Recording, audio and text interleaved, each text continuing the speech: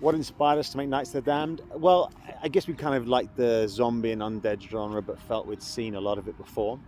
And so I started thinking about what we hadn't seen, and liking the medieval thing. I thought, well, maybe that was an interesting combination. That whole idea of a zombie trying to bite somebody, but they're covered in armor. If we were pushing away from realism, and historical accuracy, and we were sort of adding zombies, well, why didn't we go further? Why didn't we actually create an entire fantasy world? And that's where we are with Knights of the Damned. Knights of the Damned is the first of a series of films under the title of Order of Kings. So I play Sir George, and he is the leader of a band of knights, of the Royal Knights actually, and he's been one of these knights for many, many years. So the friendship that he has with his comrades, we can see that they are a real band of brothers. They're a very tight-knit unit, but he specifically is kind of a slightly woeful man with a lot resting on his shoulders. And by the time we meet him in the film, they've been chasing the dragon for about 9 months, and they've lost some men, and they have a lot riding on their shoulders, especially him being the one who's leading the knights. So it's an interesting character to play because there's a lot of swashbuckling, a lot of sword fighting, a lot of action, but there's also a lot going on for him as a character underneath all that. So what has been my favourite experience creating the film? It's kind of hard to narrow that down because there has been a lot of great moments. I think working with some fantastic guys on the fight teams has been great. Sword fighting all day long is great fun. I think working with Simon to create the actual look of the world, and finding these amazing locations with the amazing creatures. That's a special effect creature back there. So what are the pros and cons of each role? I guess each thing is very, very separate. Acting is, I think, storytelling in its truest form. From having the great text from a good writer, or direction from a great director. It's down to you to then create that. The pros of it is it's phenomenally creative, and it can be really fulfilling and hugely fun. The cons are obviously there's a lot of time when you're not acting. There's a lot of time when you're not working. Producing is the opposite. Producing, you can say, right, let's get this done. We're going to go make something. I'm going to go raise the money. I'm going to get producers. I'm going to get directors. I'm going to get the cast. We're going to make something happen. And rather than being an actor waiting for a job, as a producer, you can create jobs, not just for yourself as the producer, but for other actors, other producers, other directors. You can bring people on. You can make something great, and that's the big pro.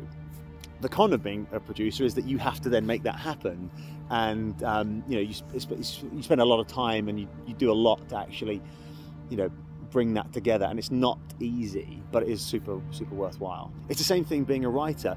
You have to focus and knuckle down, and it's really easy to start a script, but making sure it fits structurally and works, and making sure it's something that not only do you start but you finish. It's very easy to slack off and watch some TV or go out, but it's hard work, but it really pays off, and it's wonderful to see it actually come to life. How do you stay grounded? Well, I think I'm quite a grounded person anyway. I don't get caught up in all the glamour of filmmaking too easily. Don't get me wrong, at the premiere I'll be all smiles and having a great time and seeing the film up there. It's easy to get swept up with that, but especially as a producer, I spend a lot of my time looking at spreadsheets or budgets and raising money and pitching and bringing stuff together.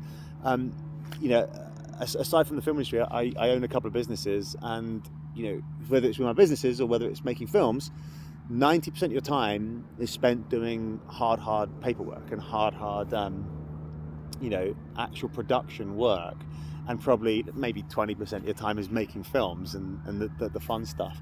What has been my best experience? I think from both an actor's point of view and from a producer's point of view, at the premiere in Leicester Square and you're watching the film, it's an amazing thing.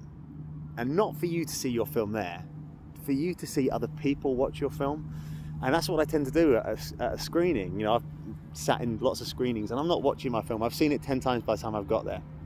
I'm really watching other people's reactions, because at the end of the day, that's who you're making films for. You're not making films for yourself, and you're not making films for your mate or for the investor or whatever else. Those people are all got to be made happy, but you're making films for the audience.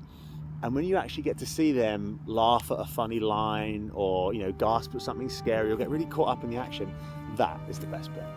Well, we are starting on the next Order of Kings film, which I believe is going to be titled The Dark Kingdom. It actually picks up from where Knights of the Damned finished.